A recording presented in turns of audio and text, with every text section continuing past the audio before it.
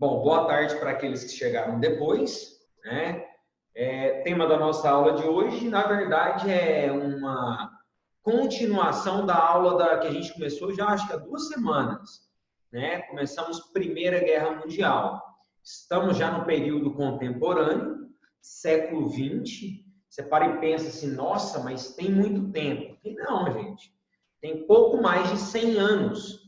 Se nós levarmos em consideração o final da Primeira Guerra Mundial, né, tem 102 anos que a Primeira Guerra Mundial acabou. Né? Para vocês terem ideia, até agora, pouco tempo atrás, uns 3, 4, 5 anos atrás, nós ainda tínhamos um último brasileiro, né,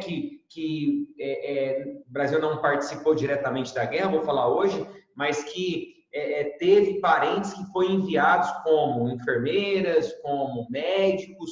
É importante lembrar que o Brasil não participa diretamente da Primeira Guerra Mundial.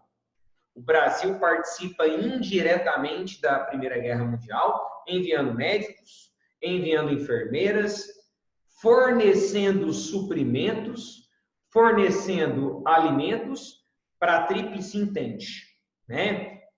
Só lembrando, a Tríplice Entente inicialmente foi formada por França, Inglaterra, Rússia.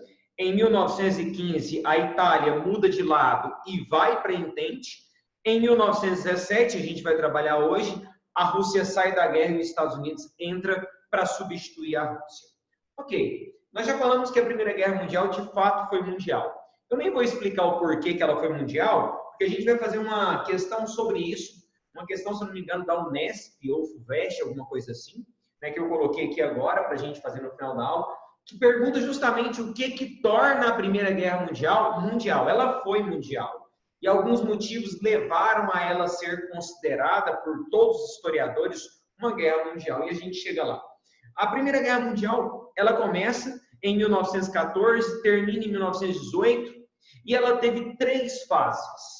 Na semana passada, a gente começou as fases, trabalhamos a primeira e a segunda fase, basicamente, e aí eu tive a ideia, então, da gente voltar na segunda fase, reforçar a segunda fase, trabalhar a terceira fase, os tratados pós-guerra, e aí sim finalizar muito bem a Primeira Guerra Mundial. Para aqueles que querem tirar uma foto, o momento é agora, tá? Tire uma foto do quadro, tá? Pode ficar à vontade, tirei a foto. Um print, ok? Vamos lá então. Gente, a Primeira Guerra Mundial teve 3 fases. A primeira fase, ela é de 1914 a 1915, nós chamamos de Guerra de Movimento. Vou repetir, Guerra de Movimento. Quem promove esse movimento? A Tríplice Aliança, principalmente a Alemanha, invadindo vários territórios, dentre eles todo o norte da França, Holanda, Bélgica. Dentre eles, o Império Austro-Húngaro acaba invadindo os Balcãs, né? Nós estamos falando da Sérvia, nós estamos falando da Bósnia. Dentre eles, a Alemanha, mais uma vez, invadiu o Império Russo, inclusive provocou inúmeras derrotas do Império Russo. Se teve um país que sofreu muito com a Primeira Guerra Mundial, foi justamente a Rússia, e a gente vai aprofundar daqui a pouco isso, certo? E a guerra de movimento ela é marcada pelos constantes conflitos diretos, principalmente com o uso de metralhadora, que era uma arma totalmente inovadora na época e que provocava muitos óbitos, né? Tanto é que a primeira fase durou 1 ano e 2 meses, basicamente, e ela levou ao óbito cerca de 5 milhões de pessoas. Eu vou repetir, ela levou ao óbito cerca de 5 milhões de pessoas. Olha que doido, cara. 5 milhões de pessoas. Só para vocês terem uma ideia, a Primeira Guerra Mundial, estima-se que na Primeira Guerra Mundial morreram 15 milhões. Então, 1/3 morre só no primeiro ano de guerra. E aí você me pergunta por quê? Por causa das armas. Um armamento extremamente inovador e extremamente pesado. Metralhadoras, né? Bombardeios, armas químicas. Nós temos aí constantes conflitos, contatos diretos. Alguns países ainda muito atrasados, utilizando cavalaria, né? E a cavalaria, perante uma metralhadora, ela é destroçada. O filme O Cavalo de Guerra mostra muito bem isso. A Inglaterra, por mais que fosse uma grande potência industrial e até uma grande potência bélica, tentou usar no primeiro ano da guerra a sua cavalaria e ela foi destroçada pelo exército alemão e pelas armas da Alemanha. Vale destacar, acho que é importante lembrar, que se tinha um país bem preparado para lutar a Primeira Guerra Mundial, era a Alemanha.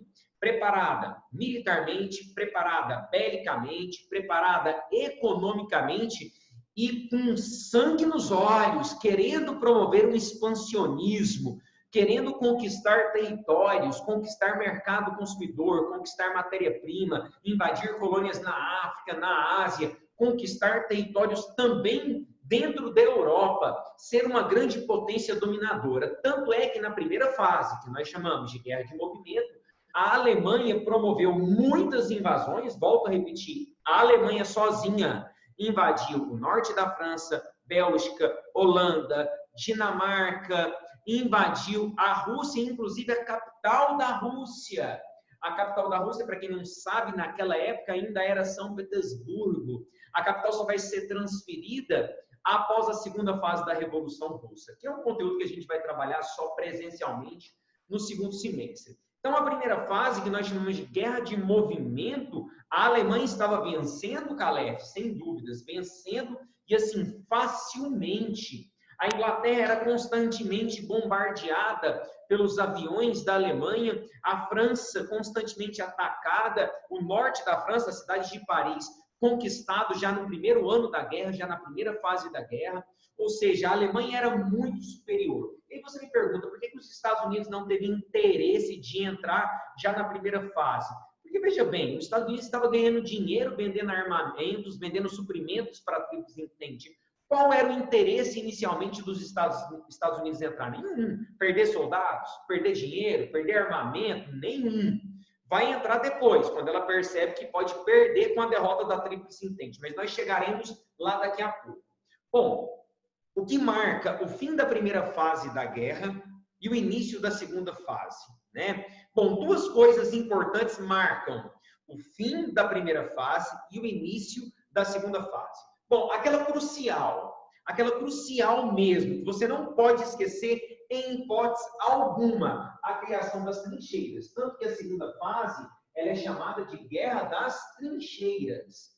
Então, o que marca a transição da primeira fase para a segunda fase da Primeira Guerra Mundial eu pus aqui o 1800, perdão, tá errado, tá? 1900.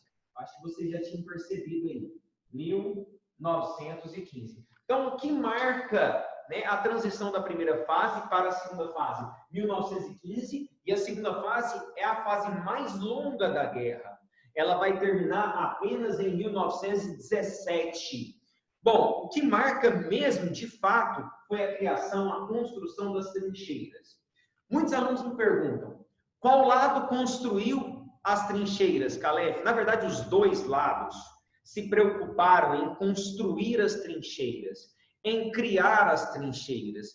A trincheira era uma estratégia de evitar o contato direto, o conflito direto e, consequentemente, se você observar aqui no quadro, a diminuição de mortes, né? E você vai me perguntar assim, quantas pessoas morreram durante a segunda fase, Calef?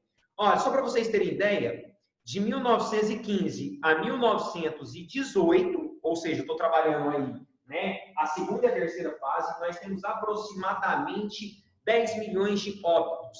Mas estima-se que na segunda fase nós tivemos entre 5 e 7 milhões.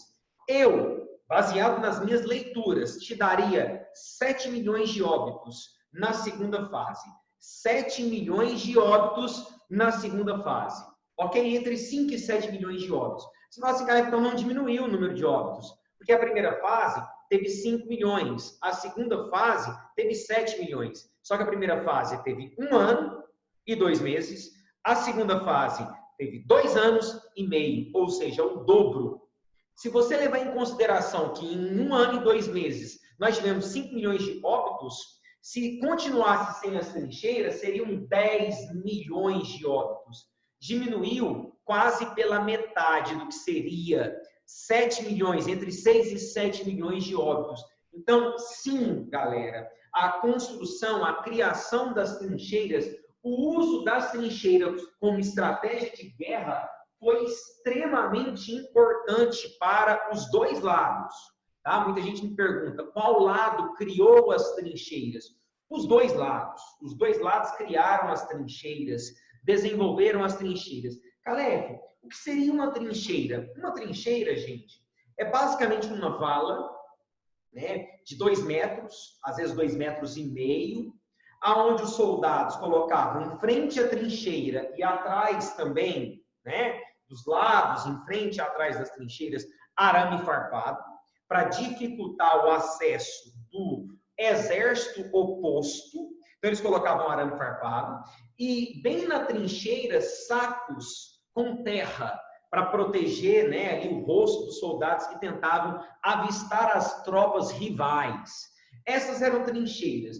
Em algumas, por exemplo, trincheiras urbanas, quando as cidades eram atacadas, eles construíam banheiro, eles construíam dormitórios, eles tinham cozinha, eram bem organizadas, mas em sua maioria as trincheiras era algo temporário, era algo temporário. Nós estamos falando de deslocamento de tropas. Tudo bem que na segunda fase o deslocamento vai ser bem menor por causa das trincheiras. E que bom, porque diminuiu de fato o número, proporcionalmente diminuiu o número de mortes, certo? Mas as trincheiras, elas serviam para isso mesmo, proteger do contato direto, o contato com a metralhadora e diminuir o número de mortes. Aí muitos alunos me questionam assim, já caiu em vestibular? Né? Caleb, mas espera aí, o uso das trincheiras, ao mesmo tempo, provoca muitas doenças epidêmicas nas trincheiras. É verdade, né? Falta de higienização total, a água escorria para dentro da trincheira, em algumas ficava até o joelho do soldado, ele ficava ali durante horas, né, com a água até o joelho, muitos deles ficavam doentes, pneumonia, ou pegavam outras doenças, né? Muitas doenças voltaram no começo do século XX, como, por exemplo, a própria peste bubônica, também conhecida lá na Idade Média como peste negra. Nós temos aí surtos pequenos, não tão grandes como aconteceu no século XIV, mas nós temos pequenos surtos aí em algumas cidades europeias, por causa, né, obviamente, da falta de higiene nas trincheiras. Peste bubônica, varíola, febre amarela, a própria gripe espanhola, que acredita-se, não foi, né, a Espanha nem lutou e nem foi atacada na Primeira Guerra Mundial, né, mas a gripe espanhola, acredita-se que ela surge na Ásia, né, mas que chega na Europa nesse momento de crise pandêmica, nesse momento de falta de higienização, de corpos jogados nas trincheiras, de falta de saneamento, e aí muitas doenças de fato vão matar milhares de pessoas durante o período das trincheiras. Tanto que na Segunda Guerra Mundial, Adolf Hitler, que era o Führer da Alemanha, ele tinha como prática queimar os corpos, né? Ele jogava em grandes valas e queimava os corpos para justamente evitar essas doenças, ok? Mas enfim, diminui a quantidade de mortes. Então, quais seriam as principais características da segunda fase, de 1915 a 1917, também conhecida como Guerra das Trincheiras? Então, principal característica, diminuição do número de mortes, construção das trincheiras, diminuição do contato direto, diminuição do movimento, ou seja, não há movimento, não há deslocamento de tropas, ok? Não há invasões nessa segunda fase, muito pouco. O uso de armas químicas, ou seja, de bombas químicas, como o gás mostarda e a bomba ácida, que era jogada geralmente justamente nas trincheiras, o uso de tanques de guerra, até para poder invadir as trincheiras, lança-chamas, ou seja, você tem uma inovação bélica dentro da Primeira Guerra Mundial, no decorrer desses conflitos, na segunda fase. E aí nós temos também aqui dois fatos históricos extremamente importantes. Primeiro, a Itália mudou de lado. Eu quero destacar aqui o mudou.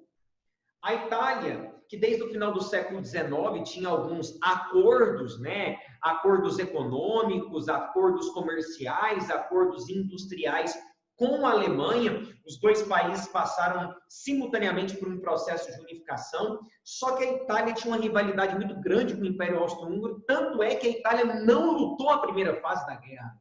E aí, a França e a Inglaterra vão convencer a Itália de mudar de lado. E a Itália mudou de lado. Em 1915, em 1915, a Itália muda de lado. Muda de lado porque não tinha participado ainda de nenhum conflito direto. Se ela tivesse matado um soldado francês ou inglês ou russo, aí eles não aceitariam. Ela muda de lado de fato. E vai enviar cerca de 1 milhão de soldados para apoiar a Tríplice Entente. Mas mesmo a Itália mudando de lado, e mesmo o exército russo sendo o maior exército da Europa na época, a Tríplice Entente ainda era frequentemente derrotada. Para você ver o quanto a Alemanha estava muito preparada para lutar essa Primeira Guerra Mundial. Estava muito qualificada para lutar a Primeira Guerra Mundial. Então, nós temos aí a mudança de lado da Itália. E aí muita gente me pergunta, quem substitui a Itália, Calef? O Império Turco-Otomano, que tinha ambições ali nos Balcãs, naquela região dos Balcãs, o Império Turco-Otomano vai entrar ao lado da Tríplice Aliança, ao lado da Alemanha, ao lado do Império Austro-Húngaro, ok? Porque eles tinham ambições ali naquela região ali da Rússia, do leste europeu. Ok, perfeito. Então, tá aí, né, as principais características da segunda fase. E aí vem aqui, agora chegamos num ponto crucial, né, e que a gente ainda vai aprofundar muito quando retomarmos lá no segundo semestre, vem aí a Revolução Bolchevique Russa. Em alguns livros de história você vai ver só a Revolução Russa, ou Revolução Socialista Russa. Eu gosto de ser bem específico, porque a Revolução Russa ela teve duas fases. A fase menchevique, que é a fase burguesa, né? Os mencheviques eram burgueses, ela acontece em fevereiro de 1917, e ela tem a fase bolchevique. Aqui, quando eu falo de Primeira Guerra Mundial, não me importa a fase menchevique. Nós estamos trabalhando a Primeira Guerra Mundial. A fase menchevique não teve significância alguma, porque os mencheviques, na época liderado por Murtov, não tiraram a Rússia da guerra. Agora, o que me importa é a segunda fase. Olha isso aqui. Olha isso aqui. A segunda fase, vou colocar, segunda fase da Revolução Russa. Essa segunda fase ela é chamada de bolchevique. Para quem não sabe, bolchevique, a tradução da palavra bolchevique significa maioria, era a denominação dada ao povo russo, povo camponês, povo operário, ao povão, ao pobre que morria de fome na Rússia, ao pobre que morria com um clima muito rigoroso na Rússia, ao pobre que morria literalmente de frio, ao camponês que era explorado, né, pelos oligarcas russos, aos soldados que sem armamento e sem comida eram obrigados a lutar a Primeira Guerra Mundial. Né? Então, os bolcheviques eram o povo, era o povão russo. Então, em novembro de 1917, coloca no teu caderno, novembro de 1917, nós teremos a segunda fase da Revolução Russa, chamada de fase bolchevique. A fase bolchevique, ela foi liderada por Vladimir Lenin, Trotsky e Stalin. Stalin, na época, ainda nem era muito famoso, nem era muito importante dentro do Partido Comunista. O cara da época era Vladimir Lenin. E Vladimir Lenin, em suas teses, que ficou marcado, inclusive você encontra em banca de revista, chama Teses de Abril, Vladimir Lenin, em suas teses, diz assim: se eu assumir o governo da Rússia, vou implantar uma ditadura socialista e vou retirar imediatamente a Rússia da guerra. Tanto é que o lema das teses está no título, ele sai distribuindo, é como se fosse um panfleto, né? E ele sai distribuindo para a população russa durante a primeira e a segunda fase da guerra. O lema estava assim, ó, pão, fim da fome, paz, retirada da Rússia da guerra, e terra, uma reforma agrária. E não deu outra. Em novembro, a gente fala outubro ou novembro, gente, porque o calendário revolucionário russo ele passa a ser diferente, tá? Mas vamos usar novembro, que é o calendário ocidental. Em novembro de 1917, olha a data. Em novembro de 1917, Vladimir Lenin, liderando os bolcheviques, deu início à segunda fase da Revolução Russa. E essa segunda fase, eu usei o vermelho, não foi por acaso, eu usei o vermelho intencionalmente. Essa segunda fase, ela foi socialista.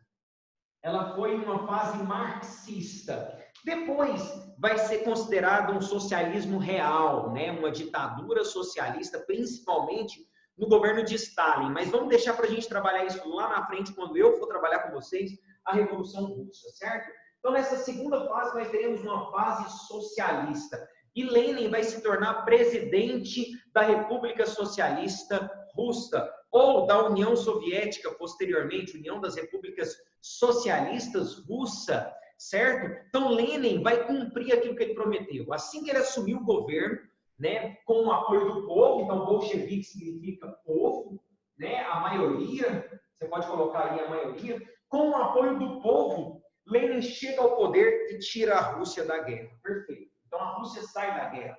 E aí você me fala assim, Calef, mas não ia fazer diferença, né? Como não? O maior exército da Europa era o exército russo. Tudo bem, mal armado, mal equipado, péssimas armas, enquanto a Alemanha tinha metralhadoras semiautomática, a Rússia tinha mosquetes, muitos de seus soldados não tinham armamento suficiente, não tinha pólvora, não tinha bala. Soldados passavam fome, eu contei a história para vocês do Natal de 1916, que eles literalmente foram ceiar com o exército alemão, ofereceram vodka. Olha que loucura, os caras passavam fome nas trincheiras. Gente, se tinha um exército despreparado, desqualificado, mal armado, mal treinado, com péssimas táticas de guerra, era o exército russo. A Rússia ainda vivia em características feudais, percebe? Ainda vivia em características feudais. Mas lutou a guerra até 1917. Só para vocês terem ideia, a Rússia já tinha perdido 5 milhões de soldados. 5 milhões de soldados. Nós estamos falando de um país que perdeu um terço das mortes na guerra. Nós tivemos aí participação direta da guerra. Estados Unidos, França, Inglaterra, Itália, Rússia, Alemanha, Império Austro-Húngaro e Império Turco-Otomano. Fora os países que foram invadidos. Então vamos falar em 10 países, certo? 15 milhões. Só a Rússia perdeu 5 milhões. Olha que loucura. 5 milhões. E olha que ela não lutou a terceira fase, onde nós tivemos aí 3 milhões, 4 milhões de óbitos, aproximadamente. Ela não lutou a segunda fase. A Rússia sai da guerra, né? Ela sai da guerra e dá início à sua revolução marxista, sua revolução socialista, que a gente vai trabalhar mais para frente. Inclusive os tratados que a Rússia estabelece para sair da guerra. A gente vai trabalhar isso durante a Revolução Russa. A saída da Rússia marca o fim da segunda fase e o início da terceira fase. Você pode colocar aí, a saída da Rússia da guerra marca o fim da segunda fase e o início da terceira fase. Porque ao sair da guerra, ela deixa a Tríplice Entente desamparada. Aí você fala assim, mas ela não tinha preparo, mas ela tinha milhões de homens. Então a saída da Rússia deixou a Tríplice Entente extremamente preocupada. E um país em especial ficou extremamente preocupado e literalmente com medo da guerra. Qual país, gente? Os Estados Unidos. Você fala assim, não, Calef, o que tem a ver? Os Estados Unidos mal participou até então da guerra, ganhou dinheiro vendendo armamentos, vendendo suprimentos. Pois é. Boa parte do armamento, dos suprimentos que os Estados Unidos vendeu para a Itália, vendeu para a Inglaterra e vendeu para a França, eles não receberam, iam receber quando a guerra acabasse. Muitos desses armamentos, desses produtos, desses suprimentos eram vendidos para receber a longo prazo. Cara, se a Tríplice Entente perdesse a guerra com a saída da Rússia, os Estados Unidos ia quebrar, literalmente quebrar. Foi aí que o presidente dos Estados Unidos, que na época se chamava presidente Wilson, convenceu o Senado norte-americano a entrar na guerra. Então, a Rússia sai em novembro de 1917, os Estados Unidos entram em novembro de 1917 na guerra, com seus aproximadamente 5 milhões de homens. É lógico que não todos foram enviados para a Europa. Estima-se que 2 milhões foram enviados para a Europa para ter o conflito direto. Até porque, gente, os Estados Unidos entra para destroçar a guerra. Os Estados Unidos entra para vencer a guerra. E vencer com muita facilidade. Por que, Calef? Com muita facilidade. Gente, para e pensa. Os Estados Unidos não tinham lutado em nenhum momento, seus soldados estavam descansados, estavam fortes, bem armados, bem equipados, que os Estados Unidos tinha muita metralhadora. E você sabe o que os Estados Unidos tinha demais? Tanques de guerra. Os Estados Unidos entrou para vencer, para destroçar a guerra, enviou 2 milhões de homens para a Europa Ocidental para combater a Alemanha e para combater o Império Austro-Húngaro. Em 1917, novembro de 1917, os Estados Unidos entram na guerra, só para vocês terem ideia. Em agosto de 1918, a guerra acaba. Ou seja, em menos de 9 meses, basicamente 9 meses, os Estados Unidos vence a Primeira Guerra Mundial basicamente sozinho. Por quê? Muito superior belicamente, com metralhadoras, com tanques de guerra e principalmente com seus soldados descansados. Com seus soldados descansados, bem preparados, qualificados para lutar essa guerra. Bom, os Estados Unidos entram e vai promover a vitória da Tríplice Entente. Os Estados Unidos entra primeiro no norte da França, naquela região ali da Normandia, vai expulsar as tropas alemãs do norte da França, vai desocupar Paris e depois direciona suas tropas para a Alemanha, conquistando a Alemanha já em fevereiro de 1918 e depois conquistando também o Império Austro-Húngaro. Enquanto isso, a Inglaterra e as próprias tropas francesas agora libertadas vão conquistar também a região do Império Turco-Otomano. E em agosto de 1918, a guerra está basicamente finalizada. E aí, com o fim da guerra, vem o que, gente? Vem os tratados. Vem os tratados pós-guerra, que eu considero o principal motivo que provocou a Segunda Guerra. Por isso, o historiador Eric Hobsbawm fala que não há Primeira ou Segunda Guerra, é uma sequência dessas duas guerras. Perfeito? Tranquilo? Então, em 1917 ainda, peraí, deixa eu voltar um pouquinho. Até agora, tudo bem? Show de bola? Ninguém falou nada? Presta atenção, eu vou voltar aqui alguns meses. Ainda em dezembro de 1917, ou seja, logo após os Estados Unidos enviar os seus homens para o norte da França e para combater o exército alemão, então em dezembro de 1917, está aqui, ó, o presidente dos Estados Unidos, como eu disse anteriormente, se chamava Wilson. O presidente dos Estados Unidos, o presidente Wilson, propôs os 14 pontos de Wilson. Calef, o que seriam os 14 pontos de Wilson? Eram 14 cláusulas, 14 pontos. Resumidamente, ele dizia que deveria ter uma paz sem vencedores. Calef, não entendi. Um fim de guerra sem vencedores. Porque se determinasse que a Entente venceu a guerra, a aliança seria humilhada. E, consequentemente, teríamos uma Segunda Guerra Mundial. Ele já estava prevendo uma Segunda Guerra Mundial. Tanto é que ele disse assim, em um dos pontos, que todos os países arquem com seus próprios prejuízos. Um dos 14 pontos, que todos os países arquem com seus próprios prejuízos. Que nenhum perca seus territórios ou colônias. Que nenhum país perca seus territórios ou colônias. Que nenhum país seja responsabilizado pela guerra. Que nenhum país seja humilhado pela guerra. A única coisa que o presidente Wilson concordava é que a Tríplice Aliança, Alemanha, Império Austro-Húngaro e Império Turco-Otomano, tinham que assinar a sua rendição. Ou seja, assumir que tinham sido derrotados. Só que o presidente Wilson não foi escutado. Literalmente, não foi escutado.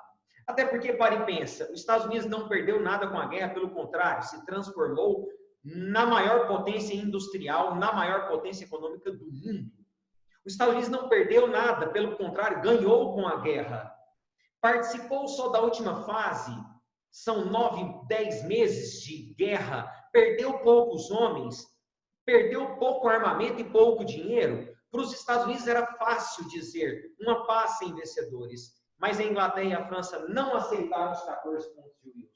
Inglaterra, França, Itália não aceitaram os 14 pontos de Wilson. Muita gente pergunta, Calef, e a Rússia? A Rússia ficou totalmente de fora, porque ela já tinha saído da guerra e estava focada na sua revolução bolchevique russa. E aí a Inglaterra e a França e a Itália vão propor o Tratado de Versalhes, que eu gosto de chamar de Tratado dos Vencedores ou Tratado da Humilhação. O tratado que humilhou os perdedores, principalmente a Alemanha, e o tratado que provocou a Segunda Guerra Mundial. Ok? Nós chamamos de Tratado de Versalhes. As primeiras reuniões no final de 18, as últimas reuniões em 1919. Então, você vai ver datas de 1918 ou 1919, porque, na verdade, foram várias reuniões no Palácio de Versalhes, em Versalhes, próximo à cidade de Paris. Certo? E lá nesse Tratado dos Vencedores, nós teremos aí três cláusulas fundamentais. Três cláusulas fundamentais. Deixa eu ver aqui a pergunta primeiro. Professor, no Enem tinha uma questão. Procura qual foi as medidas para mais... Eu não entendi, Amar. Eu procurava qual que era as medidas tomadas para o mais vulnerável após a Primeira Guerra. Mas ficou confuso aí. Você tem que ler a pergunta para mim. Porque olha que eu não entendi. Qual foi medidas para mais vulnerável? Eu não entendi. Como assim para mais vulnerável? Tem que ver a questão. Quer ler aí? Você tem ela aí? Eu acho. Não, eu não estou com ela agora não. Mas depois manda eu ela para procuro. mim, eu tiro depois a dúvida para você. Então tá, obrigado. Porque eu não entendi. Medidas depois para eu vou procurar. Depois eu vou procurar ela.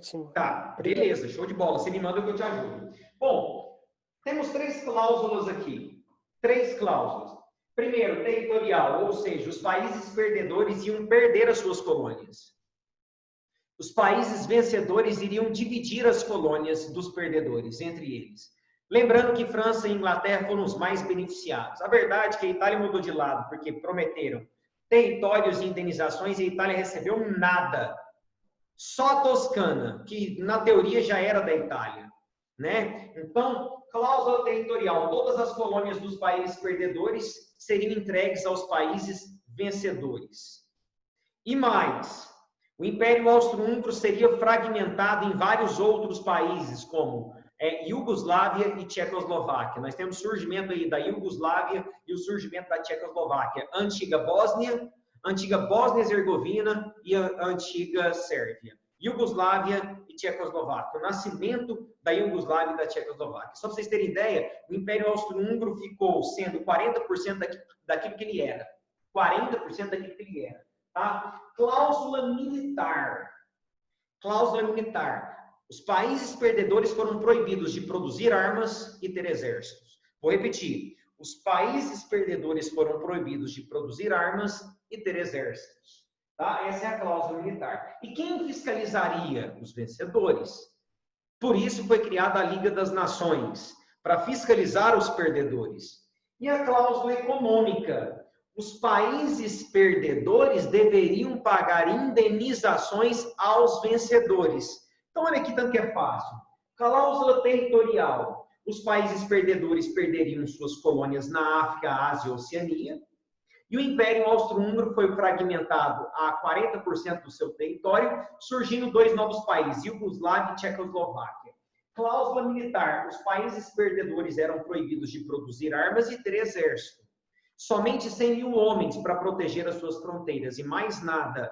E a Liga das Nações, atual, né, ONU, para quem não sabe, a Liga das Nações, atual ONU, foi criada para fiscalizar e evitar uma Segunda Guerra Mundial, ou seja, fiscalizar os perdedores, certo? E a cláusula econômica, os países perdedores foram obrigados a pagar indenizações, ou seja, dinheiro para os vencedores. Beleza? Gente, perguntas?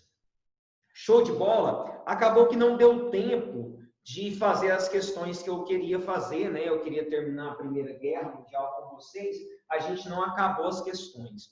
Eu vou colocar essas questões no material que vocês vão receber, o Célio vai entregar um material para vocês de férias, eu vou mandar essas questões junto com esse material de férias agora, e aí se vocês tiverem dúvidas, vocês me procuram, que aí eu vou tirando as dúvidas nas férias, até porque, por mais que sejam férias, não teremos férias, né? Vamos ficar por aqui, tá? Beleza? Beleza? Beleza? Beleza? Emerson, tá escrito aqui, como foi o fim da Primeira Guerra Mundial? Não entendi também, tá escrito só assim, ó, como o fim da Primeira Guerra. É que seria assim, como mais ou menos a guerra acabou? Qual foi o A momento guerra que os acabou com os países... Estados Unidos invadindo a Alemanha, invadindo o Império Austro-Húngaro, a França e a Inglaterra invadindo o Império Turco-Otomano e fazendo todos esses países se renderem.